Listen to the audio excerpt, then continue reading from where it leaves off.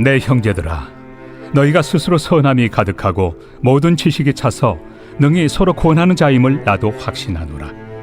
그러나 내가 너희로 다시 생각나게 하려고 하나님께서 내게 주신 은혜로 말미암아 더욱 담대히 대량 너희에게 썼노니, 이 은혜는 곧 나로 이방인을 위하여 그리스도 예수의 일꾼이 되어 하나님의 복음의 제사장 직분을 하게 하사 이방인을 제물로 드리는 것이 성령 안에서 거룩하게 되어 받으실 만하게 하려 하심이라.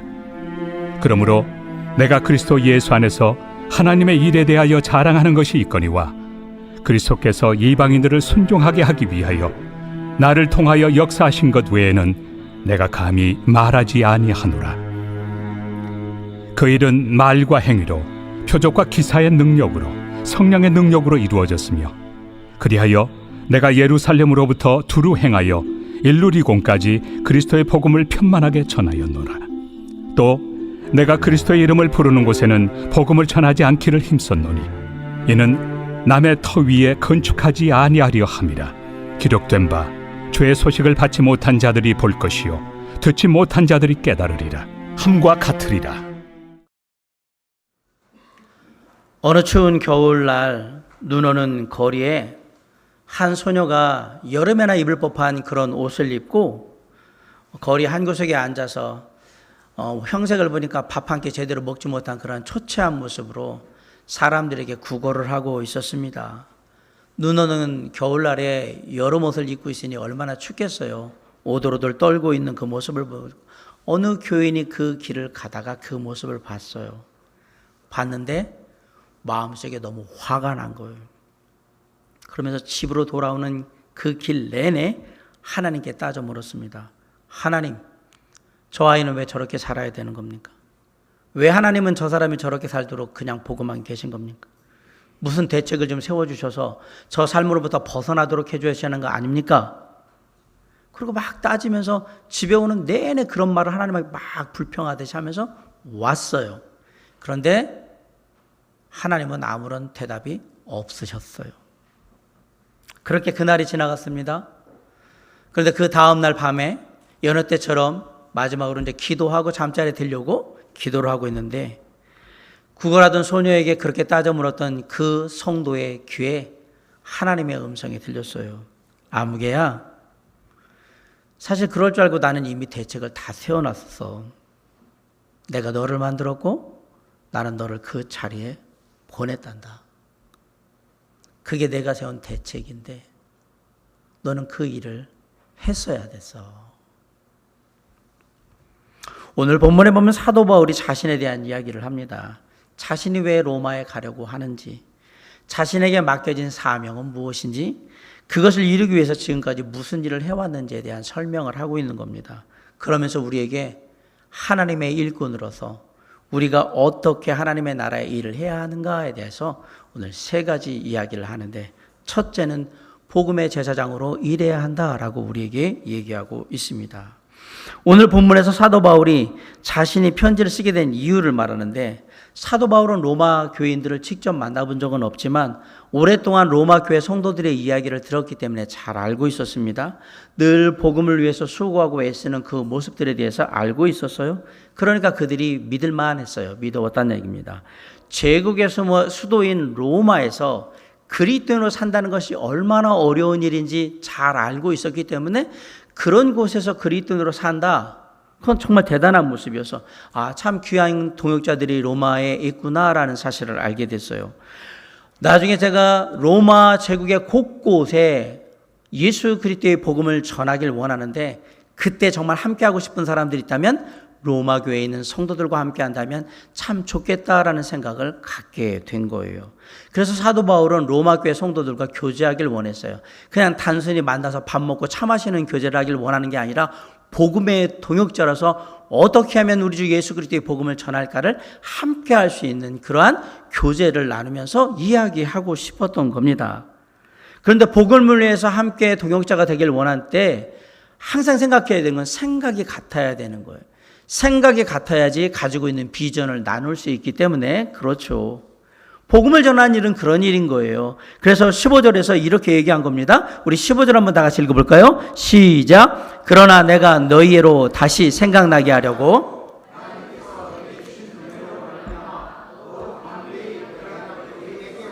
네, 바울은 먼저 로마 교회 성도들한테 자신이 믿고 있는 복음이 무엇인지 알려주면서 그 복음에 대해서 같은 마음을 갖기를 원했던 거예요. 그래서 바울이 제일 먼저 꺼낸 얘기가 뭐냐? 하나님의 은혜였던 겁니다.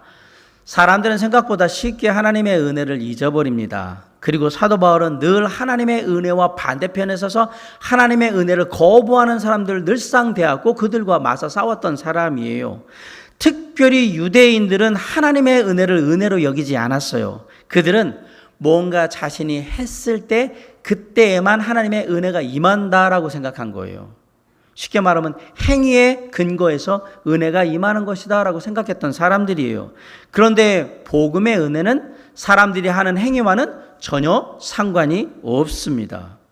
과연 여러분의 성경을 많이 배워서 하나님의 은혜를 입었다고 생각하십니까? 교회에 오래 출석한 지 오래돼가지고 이제 하나님의 은혜가 이 정도 교회에 이제 또 경력이 되니까 은혜가 임하는 거야 이렇게 생각을 하십니까? 아니야, 나는 그래도 교회 일이라면 무엇인지 빠지지 않고 열심히 해가지고 하나님이 은혜를 베푸시는 거야 그렇게 생각하십니까? 그거하고 아무 상관이 없습니다. 하나님의 은혜는, 복음의 은혜는 그래서 내려오는 게 아니에요. 우리가 구원받은 것은 내가 뭔가 잘해서 받은 것이 아니라는 사실이에요. 내가 한 행위와 구원은 아무 상관이 없어요. 내가 아무리 세상에서 인격적으로 도덕적으로 깨끗하게 살고 잘 살았다 할지라도 그것은 예수 그리스도의 구원의 은혜와는 아무 상관이 없습니다. 구원은 순전히 전적으로 하나님의 선물입니다. 에베소 2장 8절에 너희는 그 은혜에 의하여 믿음으로 말미암아 구원을 받았으니 이것은 너희에게서 난 것이 아니요 하나님의 선물이라고 분명히 말씀했습니다. 선물은 내가 값주고 사는 게 아니에요. 내가 값주고 사면 내 거지 그게 무슨 선물이겠습니까? 사도 바울은 이전에 복음의 회방꾼이었습니다. 철저히 행위로 구원받는다고 생각했던 유대주의 율법주의자였어요. 자신이 옳다고 의롭다고 생각하면 그걸로 그냥 끝이었어요. 그래서 뭐 했어요? 예수 그리스도의 복음을 전하는 스데반이 죽는 자리에서 증인으로 서잖아요. 저 사람 죽어도 마땅하다고 생각하면서 증인을 서잖아요. 그런 자신의 율법적인 열심을 만천하에 알리기 위해서 정말 여러 곳에 다니면서 예수 믿는 사람들을 잡아 가두고 매맞게 하고 심지어 죽기까지 했어요. 그리고 생각했어요. 내가 다메섹에 가서 그 다메섹에서 예수쟁이들을 잡아다가 감옥에 가두고 그들을 때리고 그들을 예수 못 믿게 하면 그런 말미암아 내가 세상에 내 이름을 떨칠 수 있게 되리라고 생각하고 당당하게 다메섹으로 향했던 거예요. 사도 바울은 예수 믿기 전에는 전혀 바뀌길 것 같지 않았던 사람입니다. 철저한 유대 율법주의자였단 말입니다. 그런 사도 바울이 다메섹으로 향하는 그 길에서 예수 그리스도를 만났을 때 바뀌게 되는 거예요.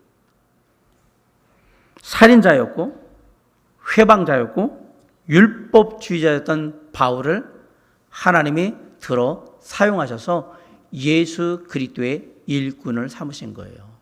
그게 복음의 은혜입니다. 그래서 은혜인 겁니다. 사도 바울은 은혜 받을 만한 자격이 없습니다. 인간적으로 볼 때. 그러나 주님은 개의치 않고 사도 바울에게 하나님의 일을 맡을 수 있는 일꾼의 자격을 부여해 주셨습니다. 그래서 은혜인 거예요. 그렇게 사도 바울은 자신의 삶을 통해서 온몸으로 하나님의 은혜를 경험했던 거예요. 그래서 이전에 행위로 사는 삶에서 은혜로 사는 삶으로 그 삶이 바뀌게 된 거예요. 그렇게 이제 은혜로 사는 삶을 살다 보니까 자신의 이전의 삶인 행위로 사는 삶을 사는 사람들을 보니까 너무 불쌍했던 거예요. 어떻게 하면 저들을 저 행위로 인한 삶에서 은혜에 의지하는 삶으로 바꿔줄 수 있을까? 어떻게 하면 주님의 은혜를 마음껏 누리는 삶을 살게 해줄 수 있을까? 마음에 참 부담이 많았는데 놀랍게도 주님이 그 일을 하라고 자기에게 맡기셨다라고 지금 확신하고 있는 겁니다. 그래서 아직도 유대주의자들이었던 자신의 동족들에게 갖은 핍박과 조롱을 당하면서도 그들을 만나서 예수 그리스도의 은혜의 복음을 전하기 위해서 찾아가고 또 찾아갔던 거예요. 사도 바울은 원래 자신은 이방인을 위한 사도로 부르심을 받았다라고 분명히 고백을 했어요. 그러면 이방인들만을 위해서 일했느냐? 아니요. 동시에 끊임없이 자신의 동족인 유대인들의 구원을 위해서도 권면하고 또 권면하며 그들과 함께했다라는 사실이에요. 율법주의자였던 유대주의자였던 자신이 지금 누리고 있는 은혜가 얼마나 좋은지 알았기 때문에 확실히 경험했기 때문에 그것을 알려주고 싶었던 겁니다. 사랑하는 성도 여러분, 지금 우리는 은혜를 누리는 삶을 살고 있습니다. 하나님의 은혜를 누리는 삶에는 당연히 따라와야 하는 삶의 특징들이 있는데, 이를테면 은혜가 있는 삶에는 감사가 있고요, 기쁨도 있고 용서도 있고 평안도 있습니다. 그런데 이런 은혜의 삶에는 또 다른 하나님께서 허락하신 것이 있는데 바로 세상을 향한 사명입니다. 어떤 사명일까요?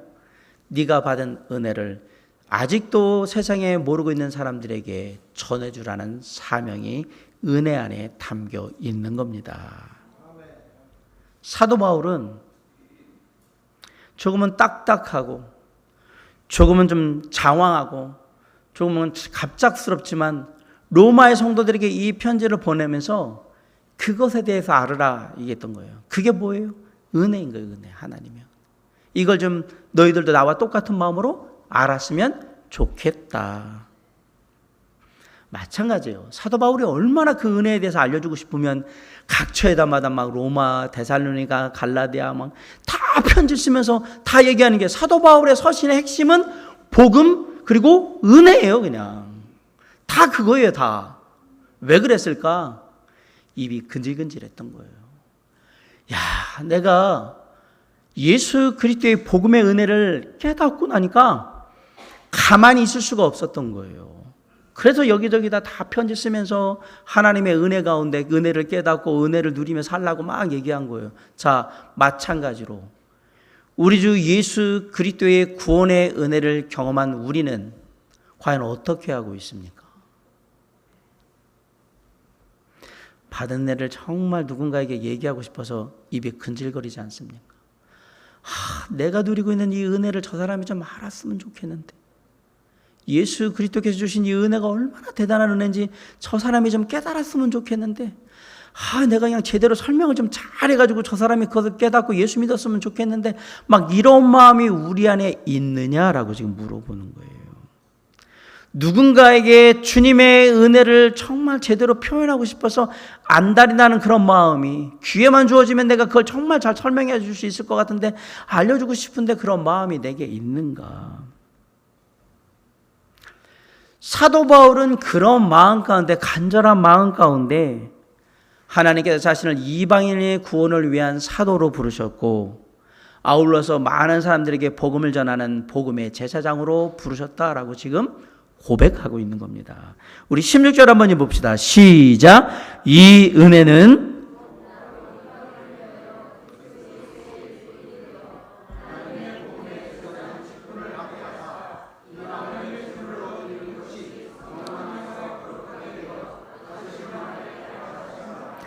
바울은 자신이 예수 그리스도의 일꾼인 동시에 하나님의 복음의 제사장이 되었다라고 말하고 있습니다.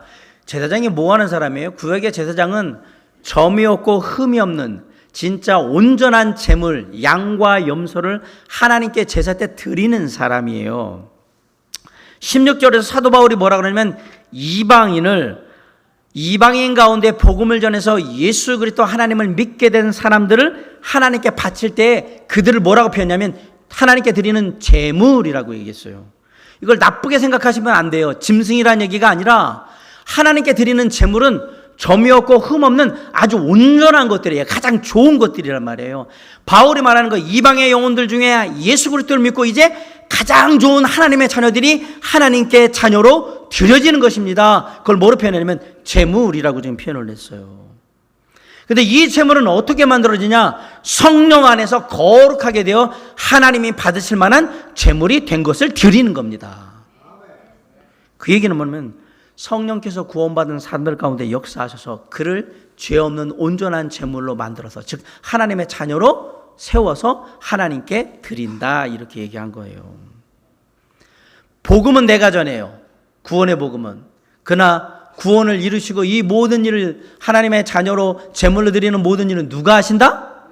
그건 하나님이 하시는 일인 거예요. 우리는 단지 복음의 제사장으로서 하나님께 드리는 거예요. 그리고 복음을 전달하는 거예요. 그리고 하나님이 받으시는 거예요. 예수 그리스도의 일꾼된 우리는 받은 하나님의 은혜를 세상 속에서 베풀 줄 아는, 은혜로 구원받은 영혼들을 하나님의 자녀로 사람들 안에서 모아서 하나님께 드릴 줄 아는 그런 복음의 제사장이 되어야 합니다. 은혜를 경험하면 경험할수록 은혜를 나누고 싶어 하게 될 겁니다. 왜냐하면 그게 은혜의 속성이기 때문에 그래요.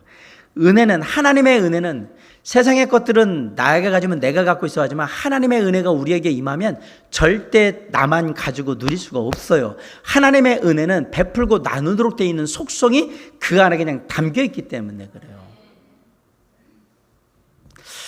내가 은혜로운 사람인가? 그럼 가만 생각해 보세요. 내가 꼭 이런 말씀 아니어도 누군가에게 베풀고 나누는 것을 즐기는 사람이면 당신은 은혜로운 사람이 될 가능성이 높은 거예요. 근데 나누고 베풀기보다는 어디 가면 공짜로 내가 좀 집어올 거 없는가, 요거 내 거 될 수 있는 거 없나, 이렇게 생각하는 사람은 참 은혜를 누리기 힘든 사람이구나 라고 생각하시면 돼요. 왜? 은혜의 속성에 반하는 성품을 가지고 행동하기 때문에 그렇습니다. 받은 은혜를 더 나누고 싶은 것은 은혜의 본질입니다. 그러니까 당연히 은혜 받으면 그 은혜는 나누고 싶게 되는 거예요.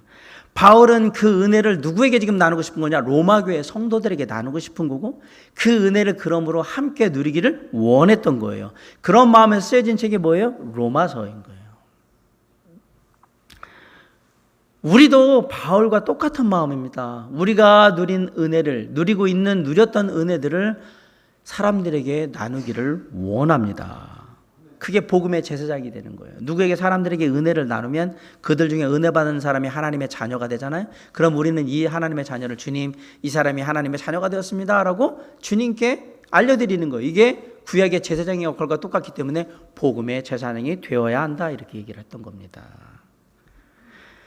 당연히 예수 그리스도의 은혜의 복음을 받고 하나님의 자녀된 우리는 복음의 제사장으로 일해야 합니다. 믿지 않는 사람들에게 복음을 전해서 그들이 하나님의 자녀로 하나님께 드려지는 일에 힘써야 되는 겁니다.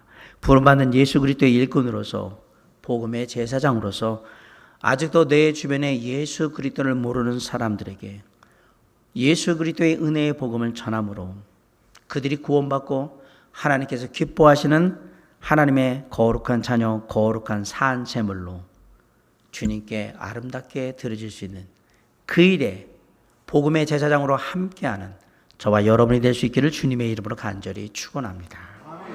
첫 번째는 복음의 제사장으로 하나님의 일꾼들은 일한다라고 얘기했습니다. 두 번째, 주님께 쓰임받고 있음을 자랑함으로 일합니다. 오늘 본문에서 바울은 하나님께서 그리스도 안에서 자신을 사용하고 계시다고 계속 얘기를 합니다.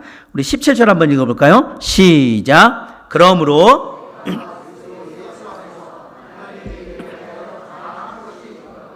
네, 그리고 그런 자신을 통해서 그리스도께서 이방인들을 주님 앞으로 돌아오게 하셨다라고 고백을 합니다. 18절 시작. 그리스도께서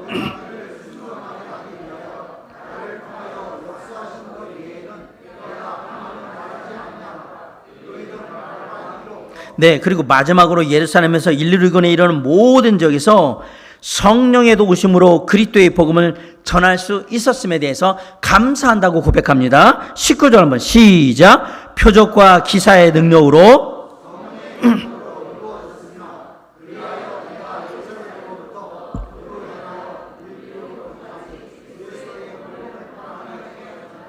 네. 여기 17절, 18절, 19절에 공통적으로 나오는 단어가 뭡니까? 강조하는 게 그리스도입니다. 그리스도.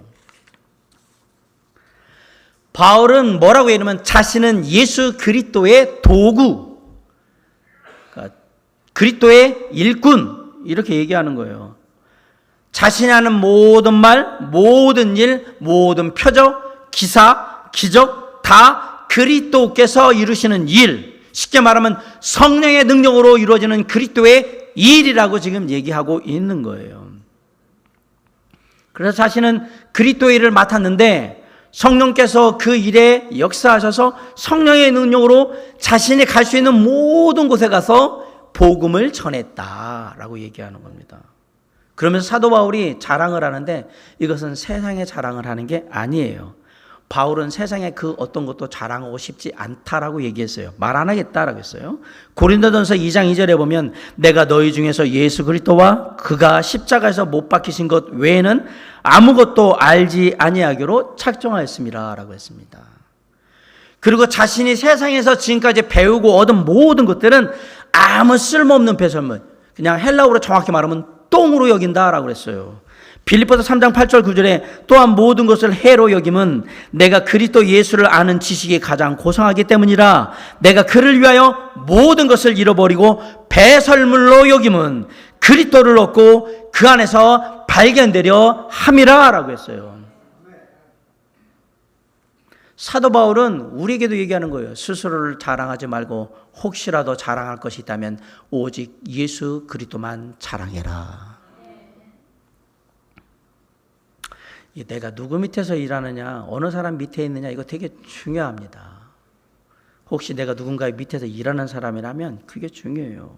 왜? 내가 누군가 어느 사람 밑에서 일하는가를 따라서, 그거에 따라서 내가 정말 영광스럽고 위대한 일을 하는 사람이 될 수도 있고요, 수치스럽고 죄악된 일을 하는 사람이 될 수도 있어요. 어떤 사람이 정말 내가 대단한 사람인 줄 알고 높고 고귀한 사람인 줄 알고 그 사람의 일을 열심히 도와줬는데 나중에 알고 보니까 이게 흉악한 범죄자였거나 진짜 못된 사기꾼이면 여러분 그때 그걸 알으면 그 마음이 어떻겠습니까? 얼마나 허탈하시겠어요. 열심히 최선을 다했는데. 그래서 제가 분명히 말씀드립니다. 우리 인생은 어디에 서느냐, 어느 줄에 서느냐가 진짜 중요한 겁니다. 줄 잘 서라고 얘기 드리는 겁니다. 아무 데다가 막 줄 서시면 안 됩니다. 가끔 TV 예능의 프로그램 중에 이렇게 어떤 게임을 할 때 팀을 만들어서 게임을 하는 경우가 있어요. 그럴 때 팀장을 앞에 몇 명 세워요. 그리고 여기 여러 사람들한테 자기가 원하는 팀에 가서 쓰라고, 팀장한테 가서 쓰라고 막 이렇게 하는데 대부분 그런 게임을 하게 되면 팀장을 앞에서 할 때 사람들이 생각할 때 남자이고 좀 힘도 좋고 스피드도 있고 뭔가 좀 잘할 것 같은 그런 사람들 뒤에 막 보면 다 이렇게 서 있고, 또 뭐 여자이거나 아니면 좀 약해 보이고 남자가 뭐 좀 호리호리하거나 그러면 안 서요. 왜? 저 사람한테는 뭐 힘쓰고 뭐 하는 일 하면 안 될 것 같다. 이렇게 해서 이제 서는데 뭐 거기서 가위바위보를 하거나 뭐 선택을 해가지고 져가지고 마지막에 꼴찌가 되는 사람은 보면 자 별로 시원치 않을까 하는 팀장 뒤에 쭉 서는 경우가 있어요. 그죠? 그러면 막 이제 뭐 힘 좋고 막 괜찮은 사람들은 와 우리가 이제 이겼다 뭐 끝났어 막 이러고 게임을 하는데 게임에 들어가면 보면 놀랍게도 내가 생각하는 거하고 전혀 다르게 막 상황이 펼쳐지면서 그때그때 빨리빨리 팀장이 판단을 하고 빠른 판단력 가지고 빠르게 임기응변하고 힘을 합해가지고 일을 해야 되는 일이 있는데 그게 나는 겉보기에는 멀쩡하게 잘할 거라고 생각하는데 이 사람이 되게 멍청해가지고 일을 잘 못하고 판단을 못하고 우물쭈물 이러다가 타이밍을 놓치고 그래서 결국은 떨어지는 경우들을 종종 봅니다. 그런데 저쪽에 볼 때는 별볼이 없는 야 우리 이거 끝났다 뭐 이거 틀렸어 이러고 했는데 순간순간마다 그 문제를 파악하고 그걸 어떻게 해결할 것인가에 대해서 빠른 판단력을 가지고 빨리빨리 팀워크를 이루면서 그래서 그걸 돌파해가지고 나가는 사람들이 있어요. 그러면 그 사람들이 어때? 야 어떻게 그러면서 마지막에 공통적으로 팀원들이 하는 얘기 뭐예요? 야 우리가 줄을 진짜 잘 섰어. 줄을 잘 서야 되십니다. 여러분 줄 잘 서야 돼요. 인생에 줄 잘못 서면 인생 망가지는 거예요. 망하는 거예요. 바울은 줄을 정말 잘 바꿔 선 사람이에요. 왜? 예전에 바울은 예수 그리스도와 아무 상관없는 율법주의, 유대주의의 줄을 섰다라고 했습니다. 근데 지금 어디에 서 있어요? 예수 그리스도의 일꾼으로 딱 서 있잖아요. 바울이 이 줄 안 바꾸고 예수님한테 줄 안 섰으면 역사에 나타나지도 않고 우리가 그 위대한 하나님의 사람 바울을 어떻게 알겠어요? 나중에 천국 가서 물어보세요. 바울 선생님 만나면 줄 잘 서셨네요. 그럼 바울이 뭐라고 그럴까요? 그렇죠. 저는 그냥 대박이에요, 대박. 내가 이렇게까지 되리라는 생각도 못했는데. 하늘과 땅의 주관자이신 우리 주 예수 그리스도, 그분의 일꾼이 된다? 쉽게 말하면 내가 그분 편에 선다? 이것도 대단한 일이지만 그런 예수 그리스도의 사람이 되어서 하나님의 일을 한다?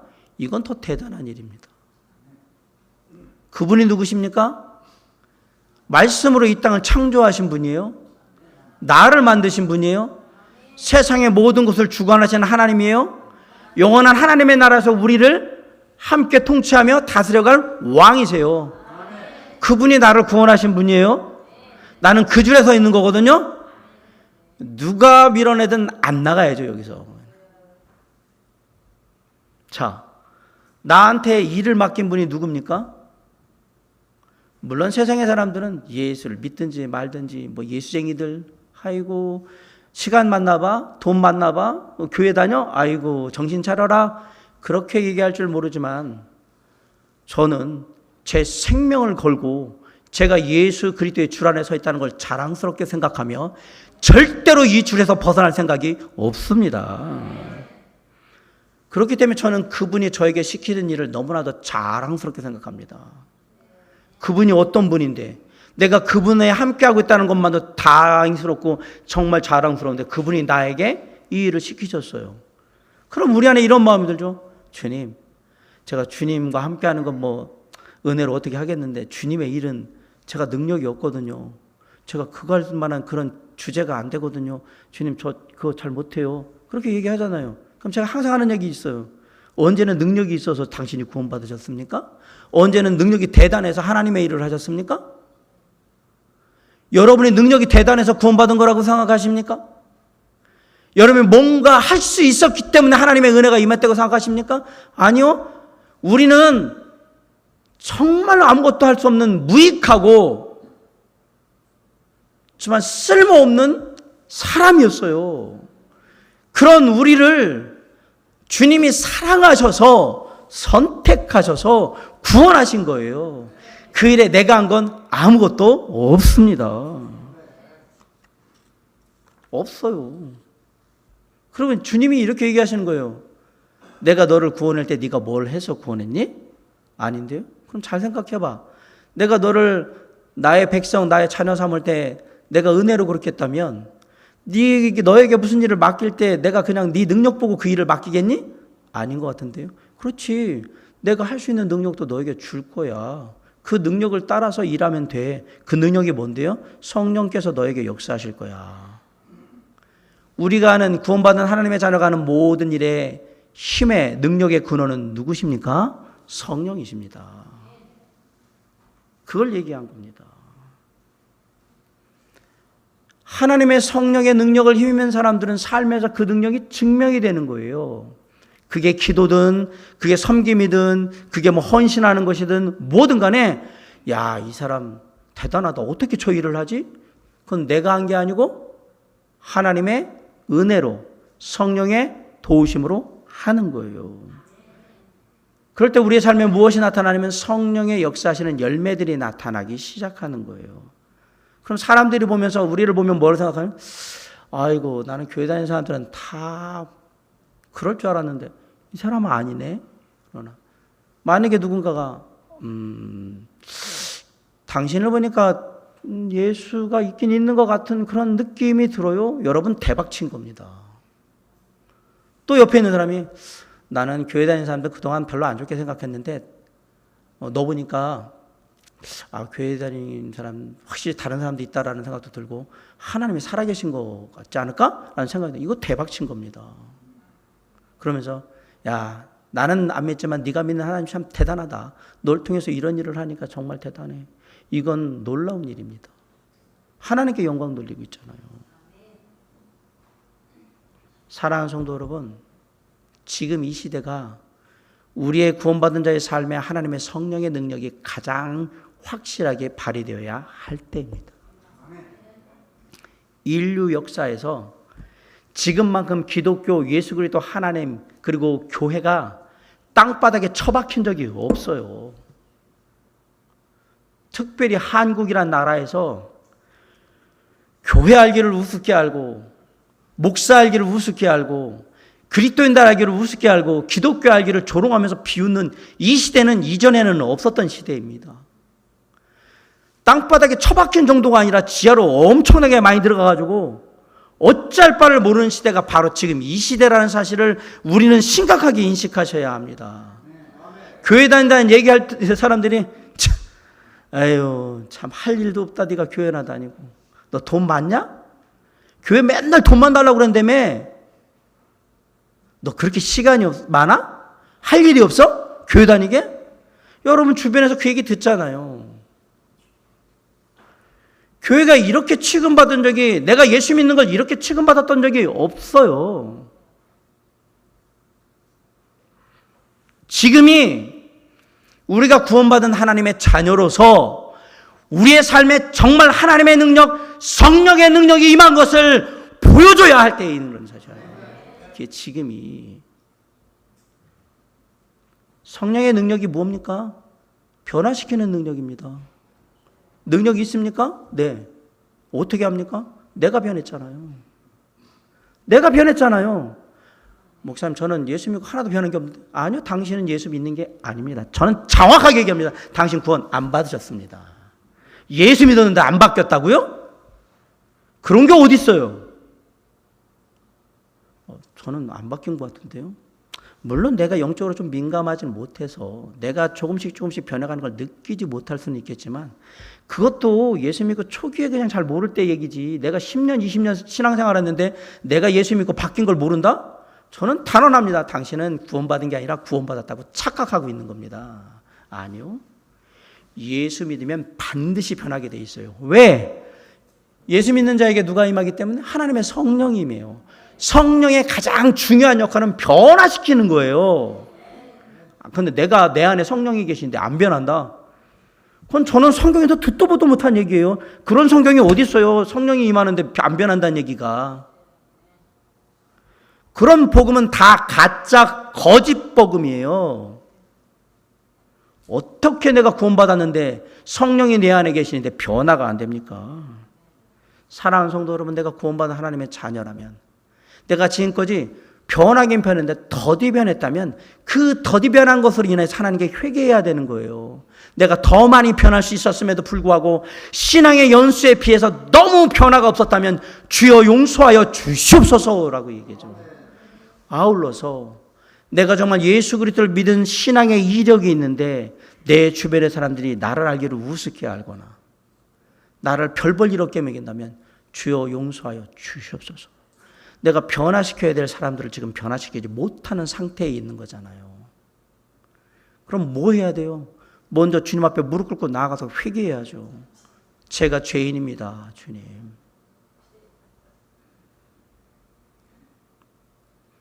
주변 사람들이 나에 대해서 좋은 얘기한다면 정말 잘하셨습니다. 사랑하는 성도님이 주변 사람들한테 아유 그래도 당신 다니는 교회는 다른가 봐. 내가 볼 때 좀 다른 교회하고 좀 달라. 신앙생활도 다른 것 같아. 그러구나. 아이고 내가 아는 교회 다니는 사람들은 다 그랬는데 아이고 아무개 씨 보니까 좀 그래도 교회가 그냥 뭐 그럴 것 같네. 괜찮을 것 같네. 잘하셨습니다. 당신이 그 얘기를 들을 때까지 얼마나 많은 수고와 인내와 노력이 필요했는지 제가 다 느낍니다. 그런데 안타깝게도 네가 다니는 교회 나는 안 간다. 너 같은 게 다니는 교회를 내가 왜 가니? 야, 하나님이 살아가서 계시다면 너 같은 거 왜 안 데려가니? 이런다면 우리는 정말 눈물 흘리며 참여하며 통회 자복하며 주님 앞에 회개해야 돼요. 그로 말미암아 복음의 길이 다 막혔기 때문에 그래요. 구원받을 수 있는 사람들이 다 끝난 거예요. 나 하나 때문에 수많은 내 주변의 사람들이 예수를 쳐다보지도 않게 되는 거예요. 그 죄악에 대한 모든 책임은 내가 주님 앞에 다 가서 져야 될 거예요. 내가 회개하지 않는 한, 변하지 않는 한. 사랑하는 성도 여러분, 우리가 주님께 쓰임받아야 된답니다. 성령의 역사로 쓰임받게 되면 사람들은 우리를 통해서 예수 그리스도를 보게 될 겁니다. 그리고 하나님의 이름을 영광스럽게 얘기하게 될 겁니다. 하나님이 살아계신 한 것 같다. 야. 확실히 다르네. 사랑하는 성도 여러분, 우리가 성령에 속한 사람답게 주님께 쓰임받음으로 우리 주변의 많은 것들을 변화시키고 나 자신도 변화되어서 더욱더 주님께 귀하게 쓰임받는 하나님의 자녀들 될 수 있기를 주님의 이름으로 간절히 축원합니다. 마지막 세 번째로 하나님의 일꾼이 일하는 방식은요, 기꺼이 수고를 감당함으로 일을 하는 거예요. 우리 20절 21절 다 같이 읽어봅시다. 시작. 또 내가 그리스도의 이름을 부르는 곳에는 복음을 전하지 않기를 힘썼노니 21절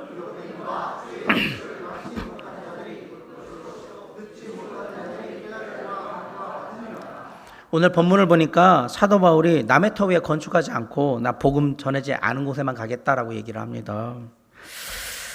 이미 복음이 전해지고 교회가 세워진 지역에는 가지 않겠다라고 지금 얘기하고 있는 겁니다. 그러면서 오히려 복음이 안전한 데인데 나는 가겠다. 그래서 뭐 했냐? 로마에는 이미 교회가 세워졌잖아요. 그러니까 뭐예요? 거기다 나는 이런 복음을 당신들과 같은 마음으로 누리고 은혜를 누리길 원합니다. 그리고 편지만 썼던 거예요. 제한된 시간에 많은 곳에 복음을 전해야 되는데 그러려면 전략이 필요했던 거죠. 시간은 없고 갈 곳은 많으니까 어떻게 했어요? 남이 세우지 않은 곳에 가서 복음을 전해야 할 필요가 있었던 거예요. 그러면 힘들어요. 사람들이 모르는데 아무런 사전 지식이 없는데 이런 데 가서 뭔가 내가 이 일을 하려고 하면 사람들이 빨리 이해도 못하고 빨리 따라오지도 않아 힘들어요. 그런데 내가 그 수고를 기꺼이 감당하며 뭐 하겠다? 복음을 전하겠다. 그 얘기예요. 여러분 잘 생각해 보세요. 교회 다녔던 사람한테 예수 그리스도 얘기하는 거하고 아주 한 번도 교회라는 거 가보지도 않은 사람한테 예수 전하면 뭐가 더 힘든가? 모르는 사람이 힘들죠. 당연히 처음부터 세세하게 다 얘기를 해줘야 되고, 교회 다니는 사람, 교회는 그래도 뭐 예수 안 믿어도 교회 다녔던 사람은 그런 얘기 들어봤어 뭐 이렇게 이해라도 빨리빨리 할 텐데 그게 안 돼요. 사도 바울은 그 마음이었던 거예요. 늘 받지 못하고 듣지 못한 자에 대한 부담이 있었던 겁니다. 이사야 52장 15절에 보면 하나님의 말씀에 대한 얘기가 나오는데 전하는 메시아, 고난받는 종에 대한 얘기가 나옵니다. 그가 나라들을 놀라게 할 것이며 왕들은 그로 말미암아 그들의 입을 봉하리니 이는 그들이 아직 그들에게 전파되지 아니한 것을 볼 것이요 아직 듣지 못한 것을 깨달을 것이라 그랬어요. 무슨 얘기냐? 이사야서 52장은 고난받는 종에 대한 얘기입니다. 메시아 예수 그리스도는 처음에는 고난받는 종으로 이 땅에 오게 될 건데 그가 후에는 모든 열방의 사람들이 다 우러러보는 영광 때 입는 놀라운 하나님의 정말 메시아로서 서게 될 거다 이 얘기를 하는 거예요. 그러면서 보지 못하고 듣지 못했던 열방의 모든 족속들이 이 메시아 하나님께로 돌아오게 될 거다라고 예언을 한 거예요. 보고 듣게 될 것이다. 그런데 여기 지금 보지 못하고 듣지 못했던 곳이라고 얘기했잖아요. 예수님은 그곳에 가시려고 했던 거예요. 아직도 보지 못하고 듣지 못한 곳에 복음을 전하길 원하셨던 거예요. 마찬가지예요. 예수님이 보지 못하고 듣지 못한 곳에 가셔서 보게 하고 듣게 하셨던 것처럼 우리도 어떻게 해요? 보지 못하고 듣지 못한 곳에 가서 보게 하고 듣게 해야 합니다. 어둠에 쌓여 있는 곳에서 가서 그곳을 빛으로 감싸는 일을 해야 하는 겁니다. 슬픔에 억눌려 있는 곳에 가셔서 그곳에 기쁨으로 충만하게 채워져야 하는 것입니다. 죄의 종으로 살던 사람들이 있는 곳에 가서 자유의 종, 복음의 종이 되는 삶의 역사를 이루게 해야 하는 겁니다. 저는 이게 우리 교회 도림 성서 침례교회가 앞으로 추구해야 될 말씀의 원리라고 확실하게 믿습니다. 우리 도림 성서 침례교회 성도님들에게 부탁드립니다. 할 수 있거든 복음을 모르는 사람들과 아직도 복음의 영향력이 약한 사람들에게 가서 복음을 전하시기 바랍니다. 아멘. 남들이 수고한 거 그냥 숟가락 얹어서 가져오지 말란 얘기입니다.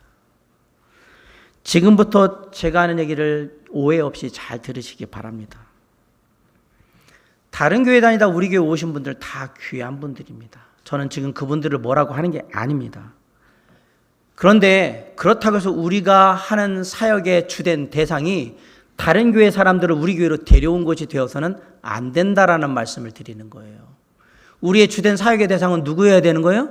복음을 모르는 사람이나 복음의 영향력이 약한 사람들에게 복음을 전해서 그들을 하나님의 자녀로 구원받게 하고 하나님을 함께 예배하는 이곳에 모여있게 하는 거예요. 그게 우리의 주된 사역의 대상이며 해야 할 일이라는 사실을 잊으시면 안 돼요. 남이 다 지어놓은 밥에 자꾸 숟가락 넣으려고 하지 마시라는 얘기예요. 그것은 우리가 해야 할 일이 아닙니다.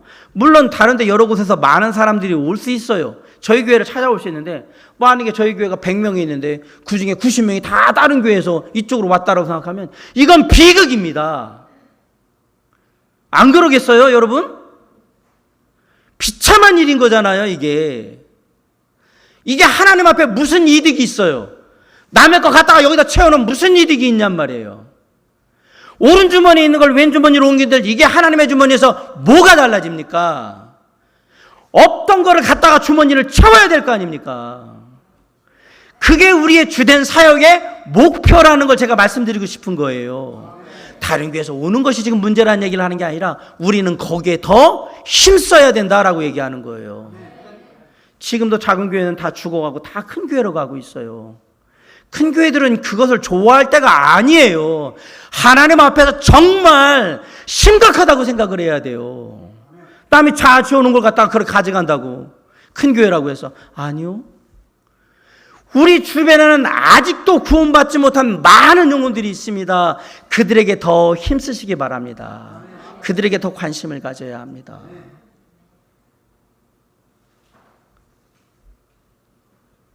우리가 말하는 한국의 대표적인 교회들이 그런 식으로 사역을 했기 때문에 한국 교회가 이 모양이 된 거예요. 그래서 요즘 많은 교회들이 뭐예요? 다른 교회에서 오면 안 받습니다 그러잖아요. 다른 교회로 가시라고. 근데 그게 돼요, 그게? 성도가 오면 돈하고 문제가, 헌금하고 문제가 되니까 다 아무나 오게 하는. 아니요, 저는 그러고 싶은 생각이 전혀 없습니다. 사실 오더라도 뭐 해야 돼요? 우리 교회의 비전과 목회 철학에 맞아야 되는 거예요. 그래야 열심히 할 거 아니에요. 어느 교회 목사님이 저한테 얘기하더라고요. 매주 새로운 사람이 온다고. 되게 부럽기도 한데 저는 별로입니다. 또. 왜냐면 그분들이 다 이사 가지고 물론 오는 사람들도 여럿이는데 보면 다 다른 교회 다니다가 막 이렇게 움직이는 분들이 그 다음 주에는 있어요. 그 다음 주 되면 또 한 10%가 또 움직이고 그 다음 주인데 또 10%가 또 왔다가 또 움직이고 뭐 이런 식. 이게 순례라는 사람들이 있는 거예요. 교회는 그럼 건강해지지 못해. 참 어려워. 사이즈가 있으면 다 그렇게 되겠죠. 그렇기 때문에 저희의 사역은 그런 사람을 대상으로 하면 안 되고 우리의 주된 사역의 사람들은 이곳에서 정착해서 하나님의 일을 주님이 우리에게 맡기신 일을 함께 할 사람들에게 집중해야 한다는 얘기를 드리는 거예요. 사랑하는 성도 여러분, 하나님의 나라에서 가장 유익한 일이 뭘까? 하나님의 나라를 왕성하게 만들고 번성하게 만들 때 가장 유익한 일이 뭘까? 복음을 듣지도 보지도 못했던 사람들한테 가서 그들에게 복음을 전함으로 그들이 예수 그리스도를 믿고 하나님의 자녀가 되는, 하늘의 백성이 되는 게 이게 가장 플러스가 되는 거예요. 그렇죠?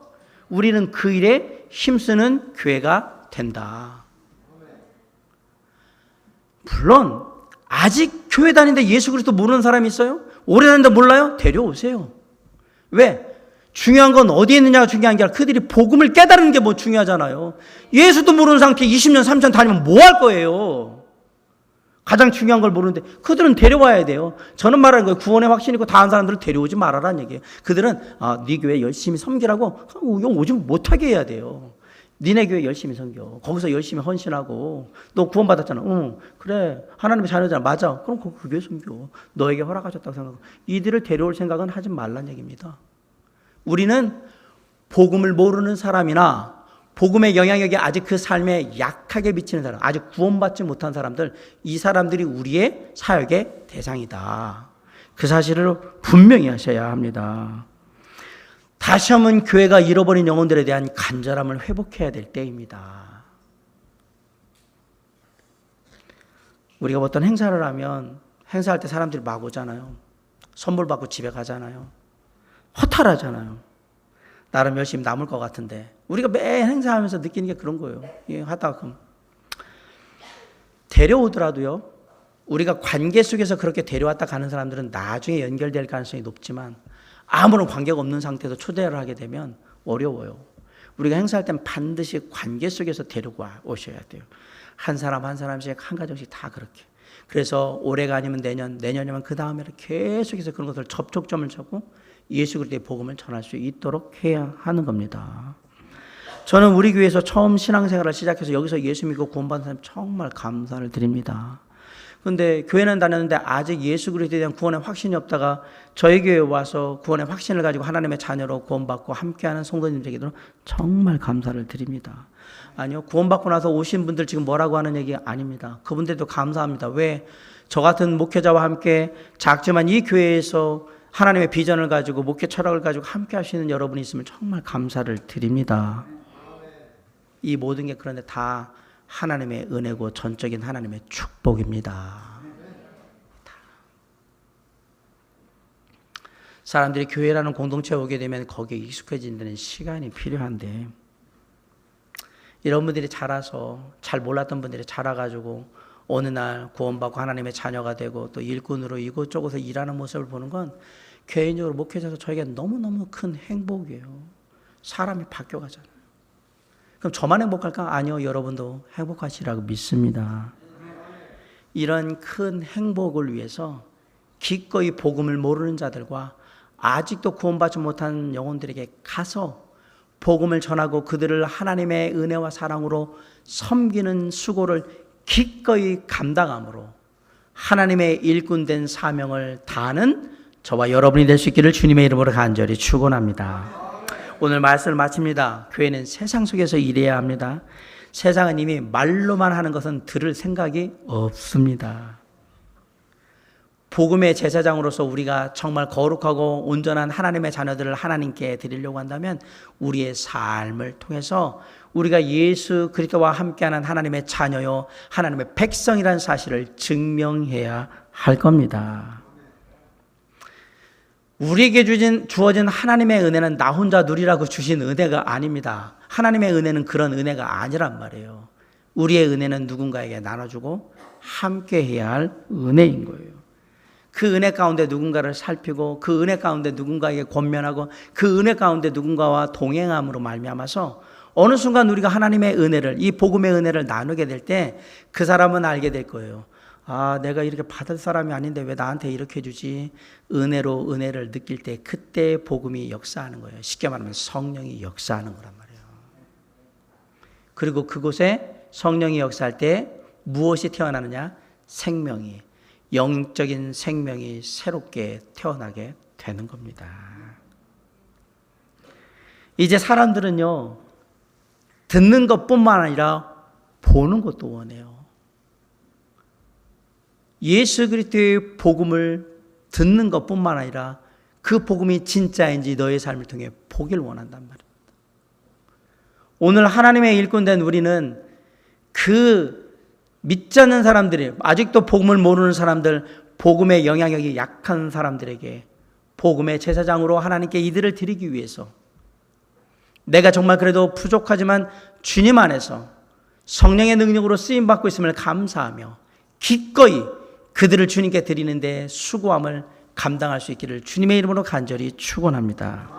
그럴 때 복음의 소망이 있는 것, 복음의 역사가 있는 것, 그것이 바로 우리 교회가 추구하는 하나님의 사역이라는 사실을 잊지 마시고 이번 한 주간 세상에 나아갔을 때 우리 주변에 있는 사람들에게 살아있는 복음, 능력의 복음, 생명의 복음을 전함으로 그들이 하나님 앞에 거룩하고 흠없는 하나님의 백성으로 다시 드려지는 역사가 저와 여러분의 삶의 현장에서 아름다운 간증으로 드려질 수 있기를 주님의 이름으로 간절히 축원합니다. 기도하시겠습니다.